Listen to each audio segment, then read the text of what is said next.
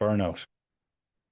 So this week's topic is burnout and sleep, and really trying to get to the bottom of why we get exhausted, and then why sleep either doesn't happen or sleep happens and doesn't feel restorative. Um, People with burnout often notice that sensation that they seem to be sleeping a lot, but not getting any kind of restoration for it, waking up in the morning feeling that they're not refreshed. And it brings together a little bit of the topics we've been talking about over the last few weeks, which is about brain safety and whatnot. So we'll come on to that in a few moments. And we're definitely turning the corner into the idea of intervention, as it were, what we might do about it. So we've talked a lot about recognizing the symptoms of burnout, but now we really want to get into what we can do about it. So recognizing the symptoms, what does it look like? So we're all familiar with the concept, obviously, of being exhausted, and just worth having a little think about what this might look like for you. You're exhausted all day, and you get into bed, and then it's almost like the switch goes off. As soon as you hit the bed, you get into thinking about everything that happened during the day or everything that's about to happen tomorrow. So you're thinking, reflecting on what's happened before, planning ahead, replaying conversations, worrying about what's coming ahead. You wake, and that prevents you from going to sleep, or you wake during the night and immediately get into this very quick cycle about what's coming in the morning, what's coming tomorrow, what's coming next week and next year. Or even people go to sleep and wake up and don't feel the same type of refreshment that you might have normally felt when when you weren't experiencing this phenomenon. And the main idea here is that, of course, we burnout is not just, I mean, it's considered an occupational phenomenon by the World Health Organization, but it follows you through into every aspect of your life, and in this case, into what's happening during the night. So we have then what you might call the burnout sleep paradox. And what's interesting about this is it's a bit similar to kind of mental health in general.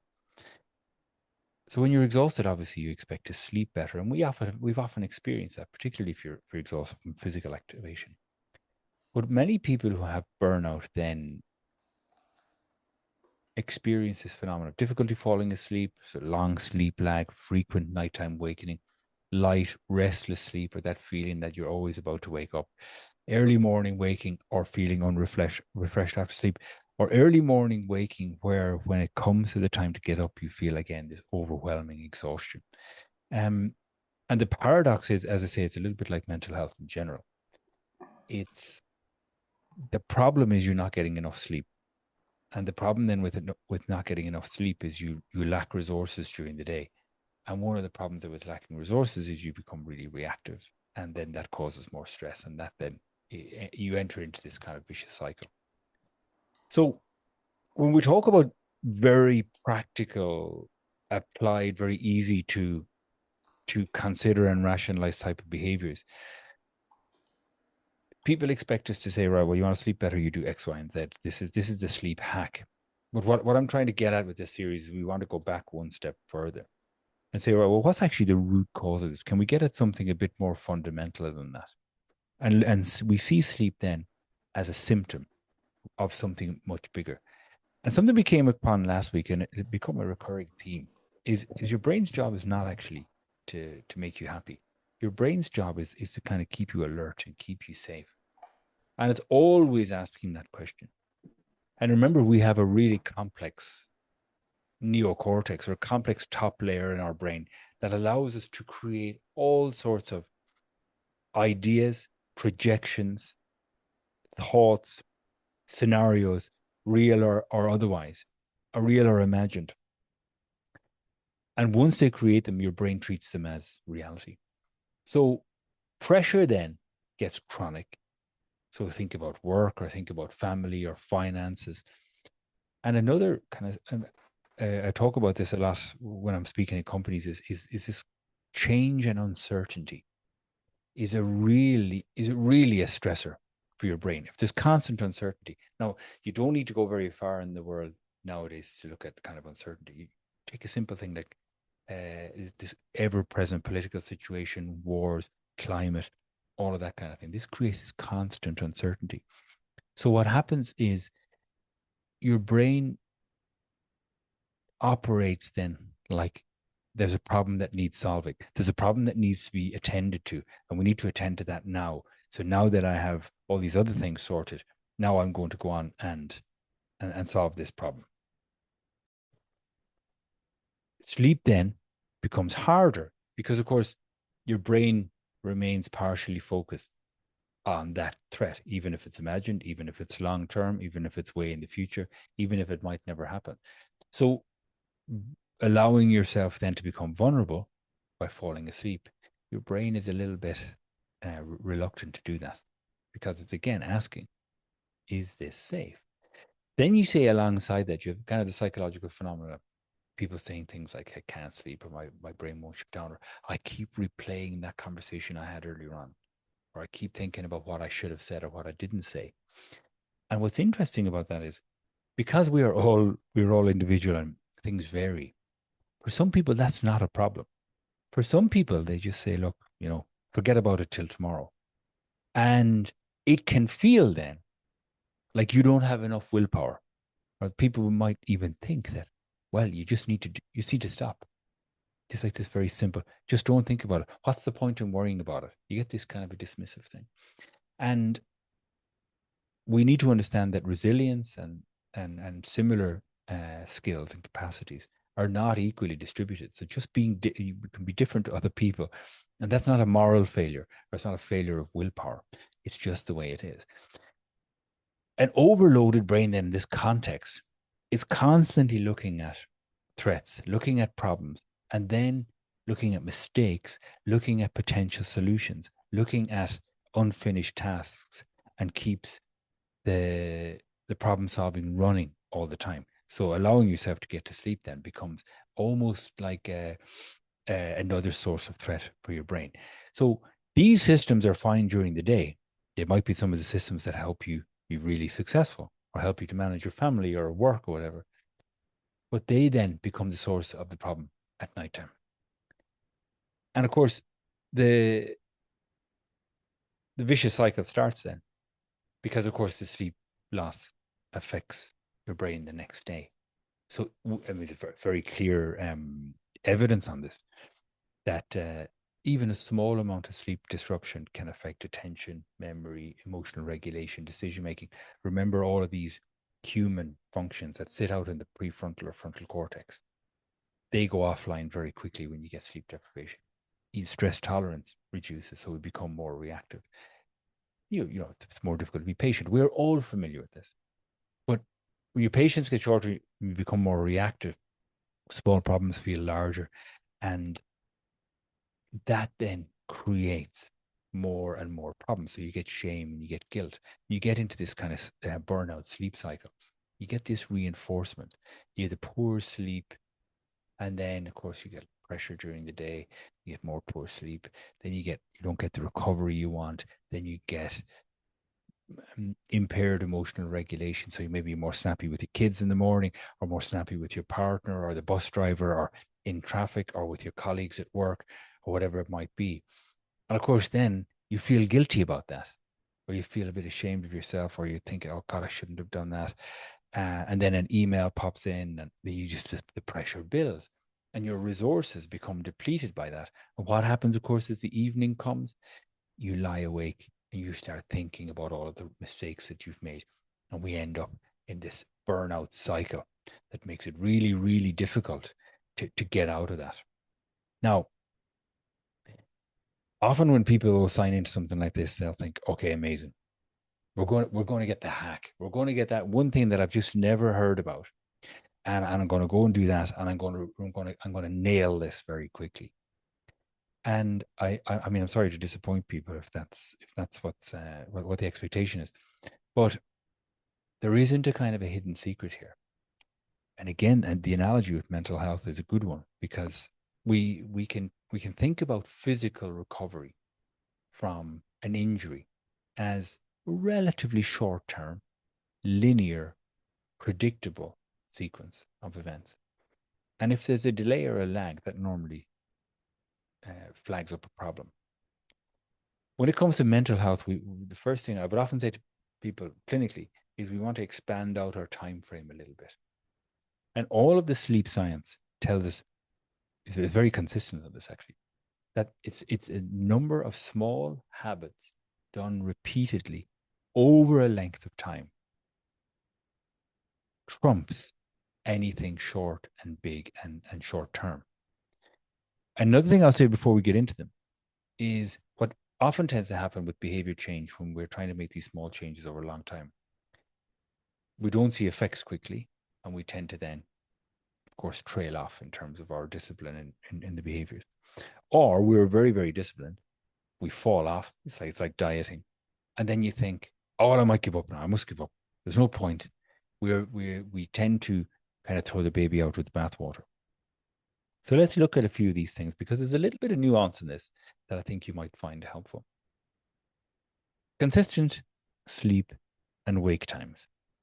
Again, consistent going to bed, consistent time getting up. It can be tempting to have the lie-in at the weekend or whatever it might be. But again, the evidence shows that if we have a consistent time where our alarm goes off or we're consistent waking up time, that can really, really help from a behavioral perspective to at least give you the right guardrails for the provision of sleep. Limiting caffeine during the day, late in the day. This is an interesting one. I mean, I did my PhD on caffeine and sleep, and we sleep deprived people and whatnot. And caffeine withdrawal, which starts very, very quickly after your last caffeine beverage, causes sleepiness. So we know that you have loads of caffeine towards the end of the day. That's not good. So basically, what we try to encourage people to do is, if you're a caffeine consumer, tea and coffee, by the way, have almost exactly the same amount of caffeine. Try to keep those at the beginning of the day and limit them after 2 o'clock or 3 o'clock, whatever it might be. This might sound obvious, but reducing stimulating activities before bed, and you know exactly what I'm talking about there, work, laptops, phones, and whatnot. Creating a cool, dark, and quiet environment. Again, that goes without saying, but it's amazing, particularly in when you live away from the equator where you get long days in the summer. That becomes a particular issue. And developing a regular wind down routine. I'm not telling people that they need to do 2 hours of yoga or meditation or whatever it might be. We're talking about a simple, just this is what I do. It might be just turning the TV off or leaving down the phone, or saying I'm going to do 10 minutes of reading and I'm going to do walk around the garden, or I'm going to stand on the balcony, or I'm going to do the same, but it needs to be the same repetitive wind down set of activities or activity before you get into bed. Again, it has to be realistic. It has to be something that you can do, not, as I say, going to the top of a mountain and meditating for 2 hours. I love this phrase, simple does not mean ineffective. Simple, repeatable, within your capacity will always beat big, overwhelming, rock star type interventions because they typically don't work. The evidence is very clear that these are the things that can help facilitate. But a good night's sleep. But a better question, really. Again, we talk about sleep as the front end phenomenon to a problem that's a bit further back from that. Rather than asking, how do I get more sleep? But rather ask yourself, what do I have to do to make my brain feel safe enough to fall asleep? So the goal then, you take the spotlight off sleep, and you more actually put the spotlight on creating the conditions that would allow sleep to occur naturally. And one of those things is, how can I make my brain feel safe in the evening time? How can I make my brain feel safe at nighttime? That's something that we all as individuals have to have a think about and think, okay, what is it that's keeping this prediction loop going? Because remember, we mentioned this the last day, your brain is a prediction machine. It likes to be able to predict what's coming. It likes to be able to close loops. It's like sending a WhatsApp message to somebody and they're not replying. and we keep checking our phone. Why do we do that? You know that the phone is on loud. You checked it 30 seconds ago. Why are you forced almost into checking it again? And the reason is you've opened a loop. You've sent a message and the loop is not closed. You want that reply. So what we do is, even when it's not logical, your brain is constantly trying to close loops. So here are a couple of things you can try. And I would say, when it's a poor analogy given my hair situation, but think about these things like hair growing. If you are waiting for your hair to get long and you want it to get long next week, it's not going to happen. But if you look at a photograph from today and look at a photograph 6 months from now, you'll see the difference. This is slow, steady, week on week. Take the spotlight off sleep and more focus on training the behavior. We would do this, for instance, when we're helping people to begin exercise.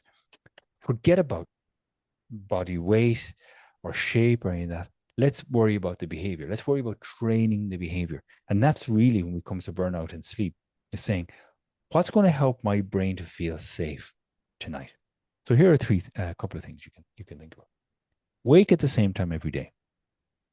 You might feel, of course, that your bedtime, your sleeping or whatever you might get at the weekend is a luxury. And it's the only way that you can kind of top up on the sleep you've missed. But the evidence tells us that not having a consistent wake up time really has an impact on the sleep cycle.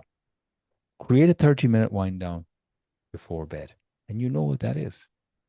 Again, I'm sure I'm not telling anybody anything obvious, but that is a lot about leaving the phone down, not bringing the phone to bed. I know it's hard. It's like an addiction.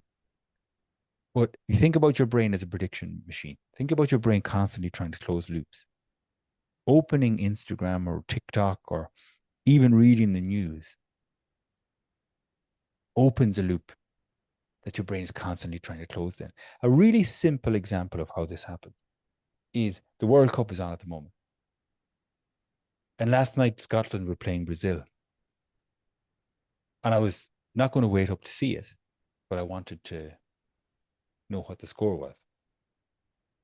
And I found myself awake at 2 o'clock to check the sport app, just to check what the score had been. That's a classic example of a loop being opened and your brain driving to try and close it. So it woke me up so I could check the phone. Remove one source of stimulation from the bedroom. Just try that for a week. Might be a TV you have in there, might be the laptop, might be the phone, might be notifications that are turned on. Try that. Always, the evidence is very, very clear on this. Small changes repeated consistently will often outperform dramatic changes because they're very difficult to make those last. So this is about simple, long-term, repeated over and over again.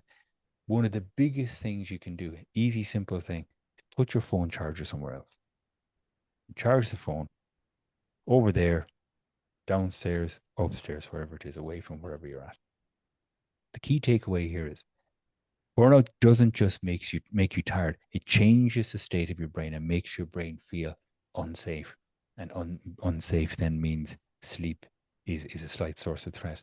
So your brain then remaining alert, overloaded, and focused on unresolved problems. Remember that those loops always being opened can struggle then to get into restorative sleep. So asking yourself the question is, how do I make my brain feel safe tonight and tomorrow night and the night after? And you think about those loops being open.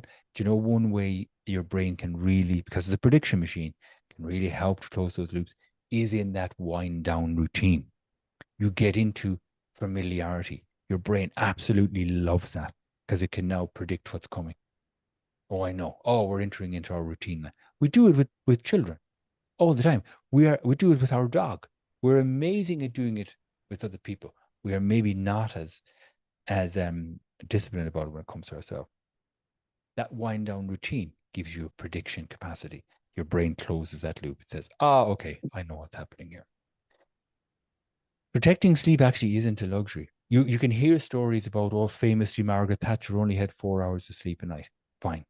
it's different for everybody. The evidence tells us that the amount of sleep you need is the amount of sleep you need, not what somebody else needs. The amount of sleep you need is the amount of sleep you need. So when you hear about these stories about people who have surviving on 4 hours of sleep or whatever, they are the anomaly. That is not the norm. So we shouldn't hold ourselves to those standards. One of the most important recovery processes your brain has available is the generation and protection of sleep. And remember, I use that word very advisedly. We're in a society and a world now where we need to protect resources like sleep. The CEO of Netflix recently said that their biggest competitor is sleep. So we are facing this onslaught, which is making it more and more difficult for us to get sleep.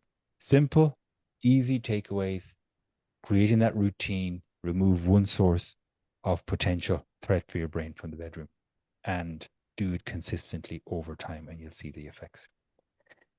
So that's it for this week. Next week, we're going to talk about burnout in relationships. So that's a bit of a touchy topic for some people. But again, we're going to go into understanding why